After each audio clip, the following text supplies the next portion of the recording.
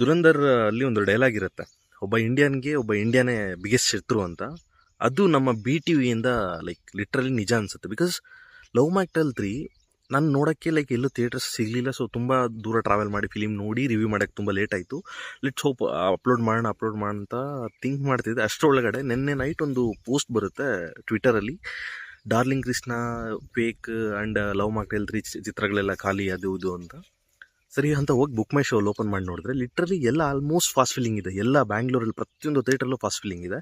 But BT ಅವರು ಏನಕ್ಕೆ ಇಷ್ಟು ನೆಗೆಟಿವ್ ಸ್ಪ್ರೆಡ್ ಮಾಡ್ತಾರೆ ಕನ್ನಡ ಫಿಲಿಮ್ಸ್ ಮೇಲೆ ಆಗಲಿ ಇಲ್ಲ ಕನ್ನಡ ಇಂಡಸ್ಟ್ರಿ ಮೇಲೆ ಅಂತ ನನಗೆ ಲಿಟ್ರಲಿ ಅರ್ಥ ಆಗಿಲ್ಲ. ಆ್ಯಂಡ್ ಡಾರ್ಲಿಂಗ್ ಕೃಷ್ಣ ಅವರು ಸ್ವ್ಯಾಗಲ್ಲಿ ರಿಪ್ಲೈ ಮಾಡಿದ್ದಾರೆ, ದುರಂಧರ್ನ ಡೈಲಾಗ್ ನಿಜ ಅಂತ ಅನಿಸುತ್ತೆ ಅಂತ. ಲೈಕ್ ಲಿಟ್ರಲಿ ಏನಕ್ಕೆ ಇಷ್ಟು ವರ್ಸ್ಟಾಗಿ ಆಡ್ತಾರೆ ಆ್ಯಂಡ್ ಇವ್ರು ಮಾತ್ರ ಏನಕ್ಕೆ ಇಷ್ಟು ವರ್ಸ್ಟಾಗಿ ಬಿಹೇವ್ ಮಾಡ್ತಿದ್ದಾರೆ ಅಂತ.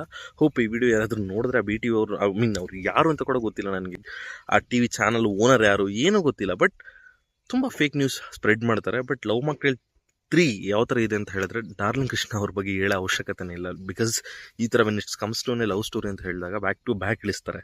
ಲೈಕ್ ಫಿಲಿಮ್ ನೋಡಿದ್ಮೇಲೆ ಲಿಟ್ರಲಿ ಅವನೊಬ್ಬ ಸಾಫ್ಟ್ ಹಾರ್ಟೆಡ್ ಪರ್ಸನ್ ಅಂತ ಹೇಳಿದ್ರೆ ಒಂದು 30 ಮಿನಿಟ್ಸ್ ಬೇಕಾಗುತ್ತೆ ಅವನು ರಿಕವರಿ ಆಗೋಕ್ಕೆ ಫಿಲಿಮಿಂದ. ಆ್ಯಂಡ್ ಫ್ಯಾಂಟಾಸ್ಟಿಕ್ ಫಿಲಿಮ್ ಅಂತ ಹೇಳ್ತಾ ವಿಡಿಯೋ ಇಲ್ಲೇ ಮುಗಿಸೋಣ. ಇಲ್ಲಿ ತನಕ ವಿಡಿಯೋ ನೋಡಿದ್ರಿ ಅಂತ ಹೇಳಿದ್ರೆ ಚಾನಲ್ ಸಬ್ಸ್ಕ್ರೈಬ್ ಮಾಡಿ. ಆ್ಯಂಡ್ ಫಿಲಿಮ್ ಇನ್ನೂ ನೋಡಿಲ್ಲ ಅಂತ ಹೇಳಿದ್ರೆ ಆದಷ್ಟು ಬೇಗ ಹೋಗಿ ಚೆಕ್ಔಟ್ ಮಾಡಿ ಫಿಲಿಮ್ನ. ಬಾಯ್.